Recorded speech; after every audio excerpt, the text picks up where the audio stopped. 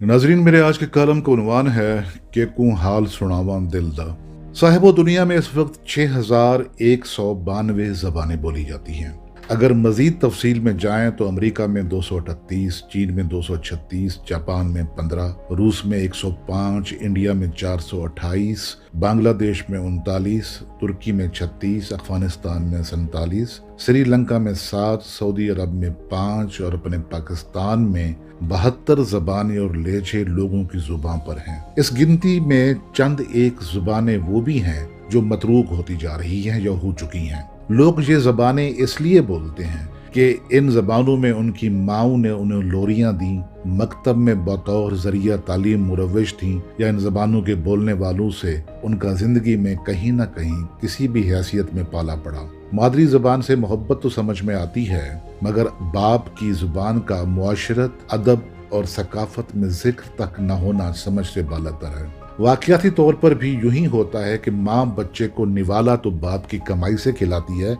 मगर जुबान अपने सिखाती है। ये वो जुबान होती है कि जिसमें सिर्फ खुशियों और मसरतों का जिक्र नहीं होता, बल्कि वो हिजर भी सर चढ़ कर बोलता है कि जो ब्याह की सूरत वो वालिदैन के घर से बिछड़ कर अपने साथ लाती है। इसमें वो महरूमियां भी सबसे ज्यादा नुमायां होती हैं जो शोहर के घर में विश्राम के नतीजे में उसका मुकद्दर हो चुकी होती हैं। कहा जाता है कि माँ की जुबान और बाप का लहजा कभी नहीं भूलता। जो बच्चे अपनी माँ और बाप दोनों के साथ परवरिश पाते हैं, उनकी शख्सियत में घर और बाहर दोनों का तवाजुन पाया जाता है। बाप अगर अपने लहजे से दुनिया से नबुर्दासमा होना सिखाता है तो माँ घर में रहने के हुनर से रोशनास कराती है। बाप अगर अपने हक के हसूल के लिए डट जाना सिखाता है तो माँ इस हक का शऊर अता करती है। बाप अगर कामयाबियों के गुर से नवाजता है तो माँ नाकामियों पर सब्र के ज़ैके से आशना करती है। इस तरह अगर अंगारों पर चलना बाप की दस्तरस में होता है तो माँ उन आबलों पर अपने आंसुओं का फाया रखने पर कुदरत रखती है जो इन अंगारों की देन होते हैं। इंसानी शख्सियत और मिजाज में वालिदैन का अता करदा ये तवाजुन हकीकत में आग और पानी, शोला और शबनम, या यूं कह लें कि गगन और धरती का मिजानिया होता है। इस फितरी नापतोल की कमी हमें उन लोगों में साफ साफ दिखाई देती है जो अपना बचपन सिर्फ माँ या बाप के पास गुजारते हैं। माँ की आगोश में पलने वाले बच्चे जवान होकर हलीम तबा, नरम खू और रकीकुल कल्ब तो यकीनन होते हैं, मगर उस दबंग आहंग, जोश, अज़्म और वलवले से महरूम होते हैं जो बाप के लेजे के सबब बच्चे के रवैये में दर आता है। इसी तरह सिर्फ वालिद की उंगली पकड़कर चलने वाले बच्चों में दबंग आहंग गुर्राहट में, बहादुरी खुखारी में और अज़्म और वलवला छीना झपटी में ढल जाता है और जोश आपे से बाहर होकर होश खो बैठता है। तारीख गवाह है कि वो लोग जिन्होंने दुनिया के तवाज़ुन को तहबाला करने में बुनियादी किरदार अदा किया, अपने बचपन में किसी न किसी हवाले से वालिदैन के अता करदा तवाज़ुन से महरूम रहे थे।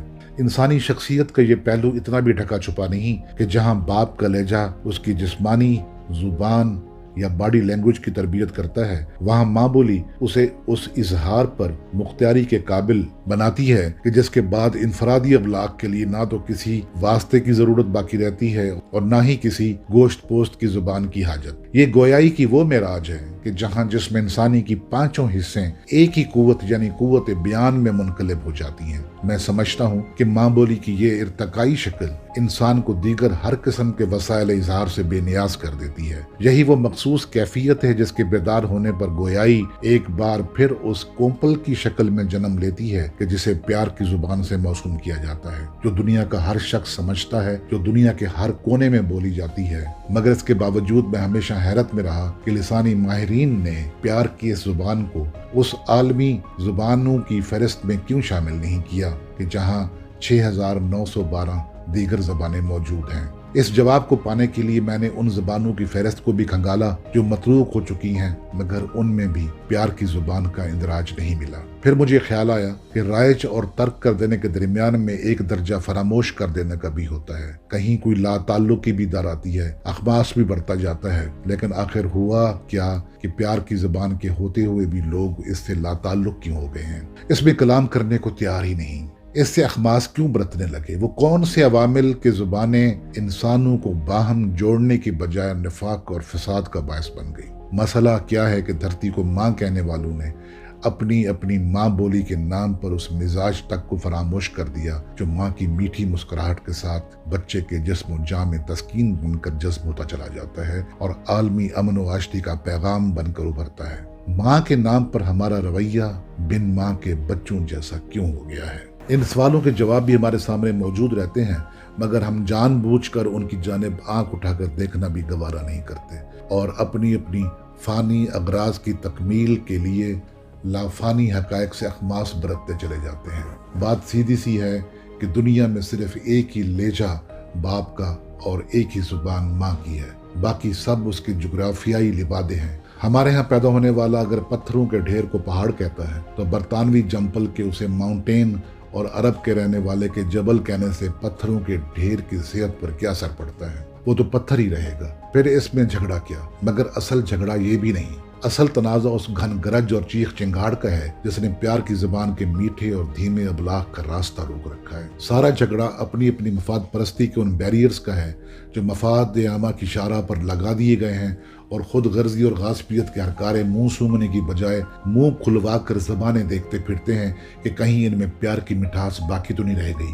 ہم سے تو وہ جانور اور پرندے بھی اچھے کہ جنہیں پیار سے پچکارو تو جان کے خطرے کو بھی ایک طرف رکھ کر کھچے چلے آتے ہیں۔ اس میں کوئی شک نہیں کہ جہاں پیار کی مٹھاس ختم ہوتی ہے وہیں سے عداوت کی کڑواہٹ اپنے کیل کانٹے نکالنے لگتی ہے، جہاں دلیل ختم ہوتی ہے وہاں سے تو تکار شروع ہوتی ہے، اور جہاں زبان ساتھ چھوڑنے پر آ جائے وہیں سے تشدد جنم لیتا ہے۔ ہم متشدد اور مرنے مارنے پر آمادہ یوں ہی نہیں ہوئے، ہم نے ماں کی بخشی ہوئی اس گلوری کے رس گھولتے ہوئے بولوں کو بھلا دیا کہ جو لاطینی امریکہ سے دنیا کی چھت کہلوائے جانے والے ملک تبت، گوبی جیسے عظیم صحرا سے بحیرہ اوقیانوس کی زیر آب حیات اور افریقہ کے اندھیرے جنگلات سے یورپ کی چکا چوند روشنیوں تک ایک ہی احساس عطا کرتے ہیں، ایک ہی تکلم کی شیرینی سے آشنا کرتے ہیں جو امن، محبت اور دلجوئی کے سوا کچھ بھی نہیں۔ ہر طرف بڑھتے ہوئے تشدد، وحشت اور شور میں وہ زبان کہیں کھو گئی ہے کہ جسے 6912 زبانوں کی فہرست سے بھی پہلے اور سب سے اوپر ہونا چاہیے تھا۔ وہ زبان تھی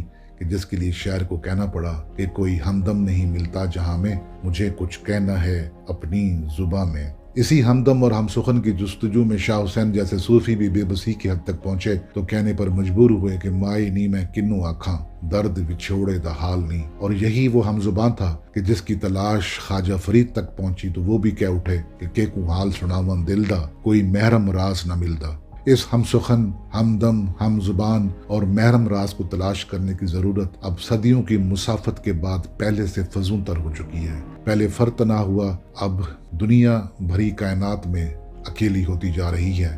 کان پھاڑ دینے والے شور اور روح نوچ لینے والے تشدد نے ہمیں گنگا اور بہرا بنا دیا ہے۔ لگتا ہے پیار کی زبان کی تلاش میں ہم ناکام ہو چکے، لیکن کہیں اس ناکامی کا سبب یہ تو نہیں کہ ہم جستجو کا سفر اپنے اندر جھانکنے کی بجائے دوسرے کے گریبان پر ہاتھ ڈالنے سے شروع کرتے ہیں۔